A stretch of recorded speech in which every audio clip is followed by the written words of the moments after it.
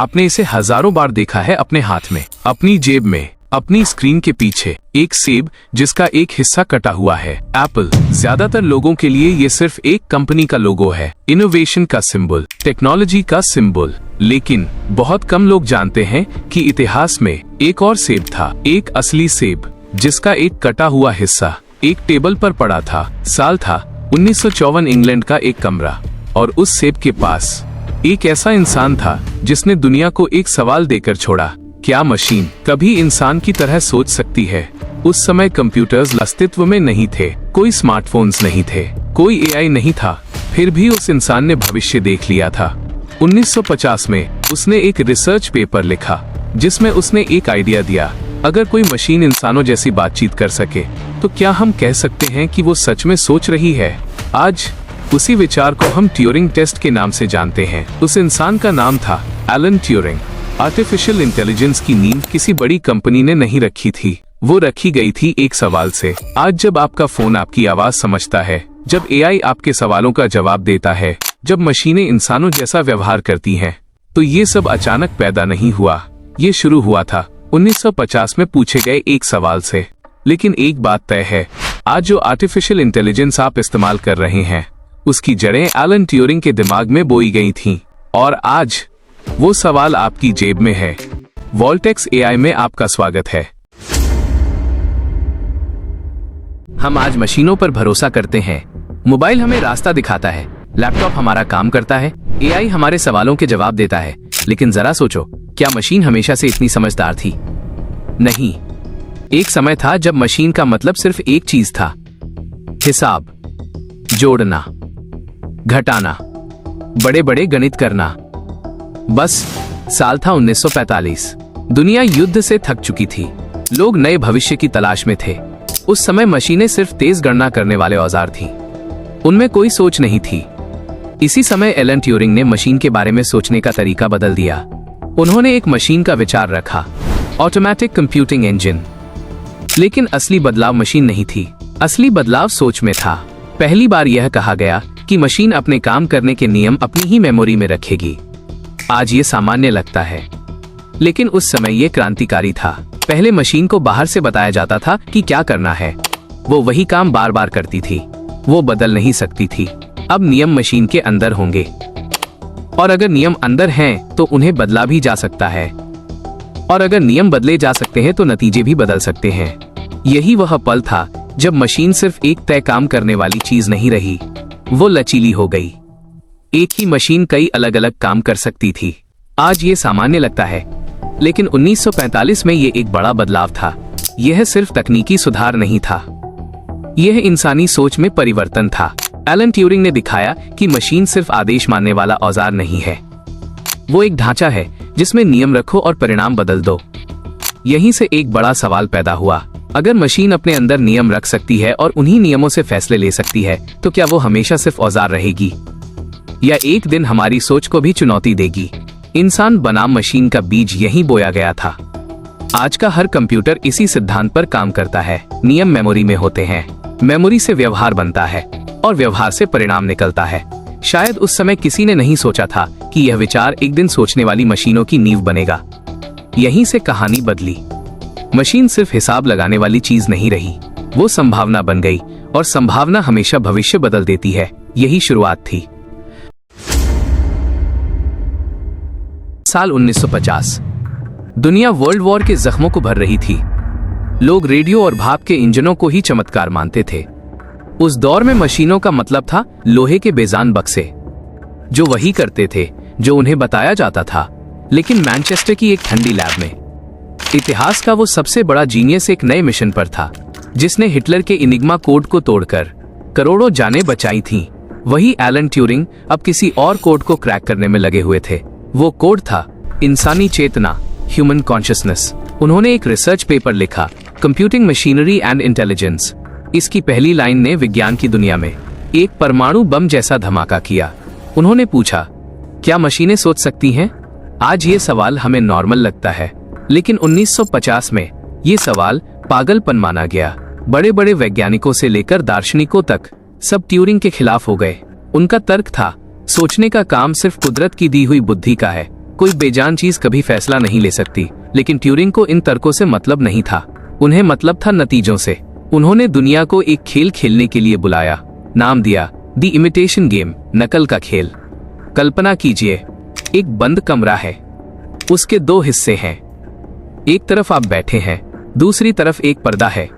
पर्दे के पीछे दो चीजें हैं, एक असल इंसान है और दूसरी तारों और सर्किट से बनी एक मशीन। आप उन्हें देख नहीं सकते, आप उन्हें छू नहीं सकते, आप सिर्फ टाइपराइटर से सवाल भेज सकते हैं। आप पूछते हैं क्या तुम्हें कभी डर लगता है, अंदर से जवाब आता है सिर्फ अंधेरे से। आप पूछते हैं क्या तुम कभी किसी से प्यार कर सकते हो, जवाब आता है शायद, अगर कोई मुझे समझ सके। ट्यूरिंग ने एक डरावनी भविष्यवाणी की। उन्होंने कहा अगर आप 5 मिनट तक बातें करें और अंत में ये न बता पाएं कि इनमें से कौन इंसान है और कौन मशीन, तो हमें ये मानना ही पड़ेगा कि मशीन सोच रही है। यहीं से शुरू हुआ इंसान के अस्तित्व का सबसे बड़ा संकट। सोचिए, अगर एक मशीन कविता लिख ले, अगर वो आपके दुखों पर सहानुभूति जता दे, अगर वो आपसे बेहतर तर्क दे दे, तो फिर इंसान होने की परिभाषा क्या बचेगी? क्या हम भी सिर्फ एक बायोलॉजिकल मशीन हैं? क्या हमारा दिमाग भी सिर्फ हाँ और ना का एक जटिल जाल है? लोग डर गए, क्योंकि अगर ट्यूरिंग सही थे तो इंसान अब कुदरत की एकमात्र सबसे बुद्धिमान रचना नहीं रहने वाला था।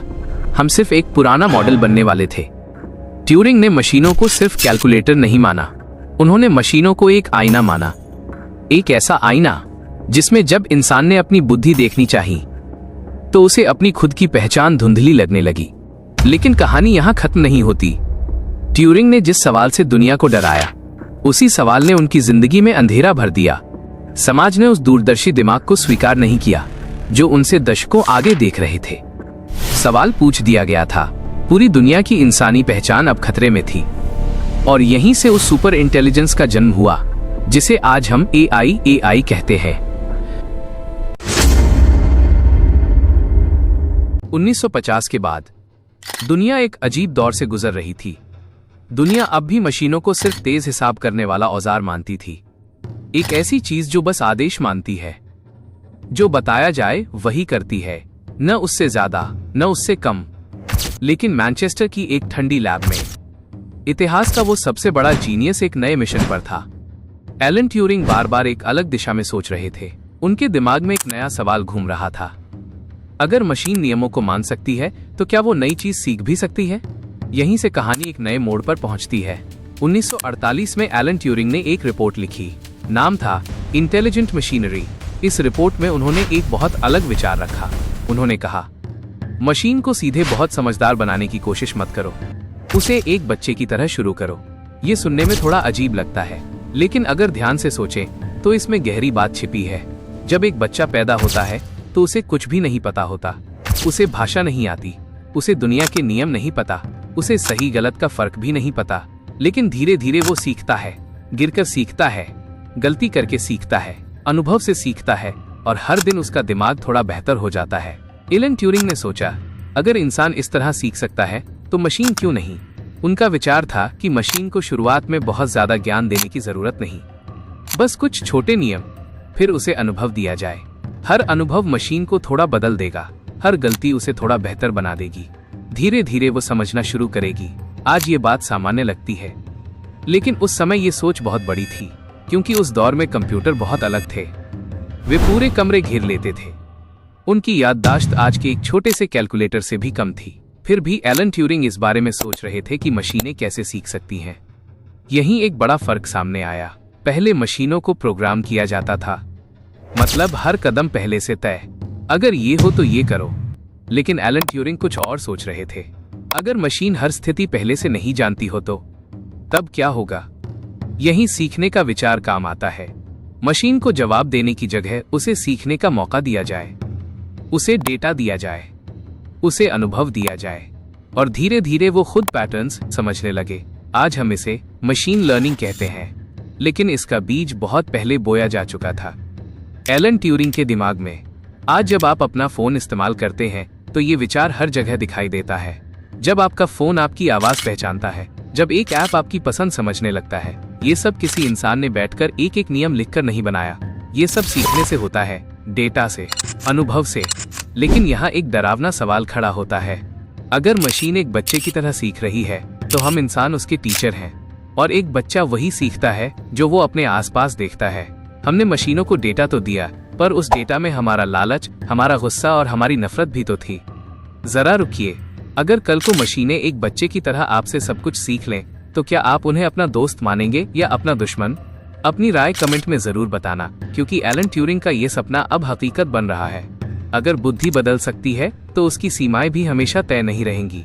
भविष्य में मशीन और इंसान के बीच का फर्क पहचानना उतना आसान नहीं रहेगा, क्योंकि कहानी अब सिर्फ मशीनों की नहीं रही। ये कहानी है सीखने की, और जहाँ सीखना शुरू होता है वहीं से नई बुद्धि जन्म लेती है, और शायद यहीं से आर्टिफिशियल इंटेलिजेंस अपनी असली यात्रा शुरू करती है। लेकिन क्या हम एक ऐसी बुद्धि बना रहे हैं जिसे हम कभी कंट्रोल नहीं कर पाएंगे? एलन ट्यूरिंग ने रास्ता तो दिखा दिया था, लेकिन वो ये बताना भूल गए कि जब बच्चा टीचर से आगे निकल जाएगा तब क्या होगा।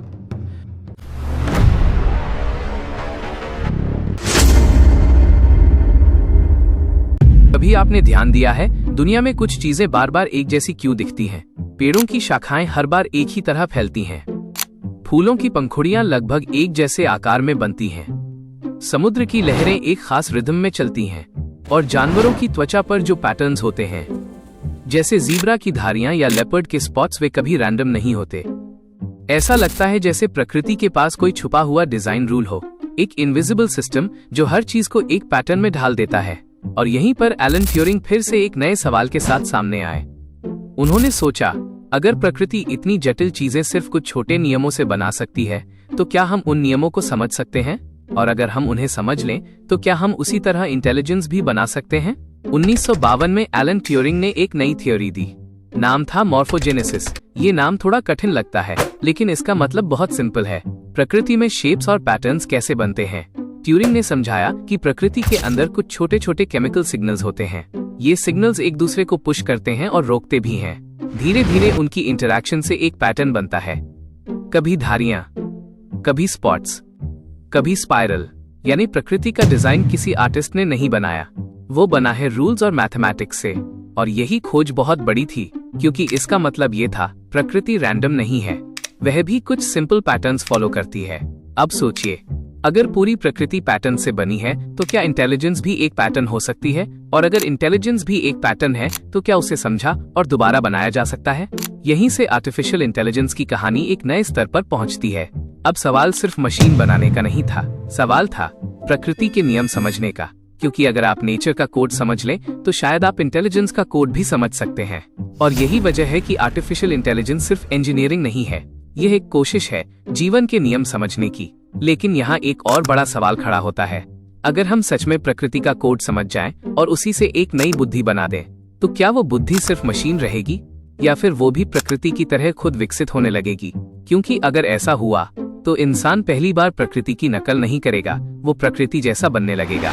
और शायद यहीं से शुरू होगी आर्टिफिशियल इंटेलिजेंस की सबसे खतरनाक और सबसे अद्भुत यात्रा।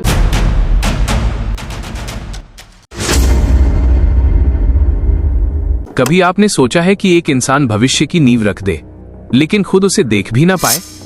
एक सवाल जो पूरी दुनिया बदल दे, लेकिन सवाल पूछने वाला खुद दुनिया से मिटा दिया जाए। एलन ट्यूरिंग, वही इंसान जिसने पहली बार ये दुनिया को सोचने पर मजबूर किया कि क्या मशीन सच में सोच सकती है। लेकिन 1951 के बाद कहानी एक अंधेरे मोड़ पर मुड़ने लगी। जिस दिमाग ने युद्ध जीता था, जो देश का हीरो होना चाहिए था, बाहर की दुनिया धीरे धीरे उससे दूर जाने लगी। अंदर वो अकेले होते गए। समाज ने उनके काम को नहीं, उनकी निजी पहचान को देखा। उन पर केस हुआ, उनकी पहचान को उस समय के कानून के हिसाब से अपराध बना दिया गया। उन्हें एक रोंगटे खड़े कर देने वाली सजा दी गई, केमिकल कैस्ट्रेशन, हार्मोन ट्रीटमेंट। उनके शरीर को दवाइयों से बदला गया, उन्हें तोड़ने की कोशिश की गई, लेकिन उनके दिमाग की उड़ान को कोई नहीं रोक सका। सब कुछ खोने के बाद भी वो रुके नहीं। वो लिखते रहे, लैब में काम करते रहे, सोचते रहे, क्योंकि उनके लिए ये सिर्फ रिसर्च नहीं थी, ये उनका मिशन था। एक ऐसा सच ढूंढना जो इंसानों और मशीनों को जोड़ सके। फिर आया 7 जून 1954। इंग्लैंड का एक सन्नाटे से भरा कमरा, एक टेबल और एक सेब। वही सेब जिसका एक हिस्सा कटा हुआ था। साइनाइड के जहर से भरा वो एक टुकड़ा और एलन ट्यूरिंग का सफर वहीं थम गया। आज पूरी दुनिया उस जैसे कटे हुए सेब को एप्पल इंक के लोगो में देखती है। लेकिन यहाँ एक बड़ा सच जानना जरूरी है। आज तक कोई पक्का सबूत नहीं मिला है कि एप्पल का लोगो और एलन ट्यूरिंग की मौत के बीच कोई सीधा संबंध था। एप्पल के डिजाइनर इसे सिर्फ एक संयोग या बाइट का खेल मानते हैं। लेकिन उस दिन वो सेब एक ब्रांड का सिंबल नहीं था, वो एक महान युग का अंत था। एलन ट्यूरिंग अब नहीं रहे। एक शरीर चला गया, एक आवाज खामोश हो गई। लेकिन कहानी यहीं खत्म नहीं हुई। उनके जाने के सिर्फ 2 साल बाद 1956 में डार्टमाउथ की एक कॉन्फ्रेंस में एक नया शब्द गूंजा, आर्टिफिशियल इंटेलिजेंस। जरा इस बात की गहराई सोचिए। जिस इंसान ने इस पूरी एआई दुनिया की नींव ईंट दर ईंट रखी, उसने अपनी पूरी जिंदगी में कभी आर्टिफिशियल इंटेलिजेंस शब्द सुना ही नहीं। वो भविष्य जिसे वो कागजों पर उतार चुके थे, वो दुनिया जिसे वो अपनी लैब में समझ चुके थे, वो सब उनके जाने के बाद हकीकत बनना शुरू हुआ। आज जब आपका फोन आपकी आवाज समझता है, जब एआई आपके मुश्किल सवालों का जवाब देता है, जब मशीनें इंसानों जैसा व्यवहार करती हैं, तो ये सिर्फ सिलिकॉन और कोडिंग नहीं है। ये एलन ट्यूरिंग का वो अधूरा सपना है जो आज अरबों मशीनों के जरिए पूरा हो रहा है। और अब वही सवाल फिर से आपके सामने खड़ा है। अगर मशीन सोच सकती है, अगर वो सीख सकती है, अगर वो खुद को विकसित कर सकती है, तो क्या वो एक दिन आपसे आगे निकल जाएगी? इतिहास ने हमें एक बात साफ सिखाई है, एक इंसान को खत्म किया जा सकता है, लेकिन उसके क्रांतिकारी विचार, आइडिया को कभी नहीं। और आज वो आइडिया आपकी जेब में है, आपके हाथ में है। तो अब सवाल ये नहीं है कि एआई क्या कर सकता है, सवाल ये है कि आप उसके साथ क्या करने वाले हैं। वॉल्ट एक्स एआई में कहानी अभी खत्म नहीं हुई, ये तो बस शुरुआत है।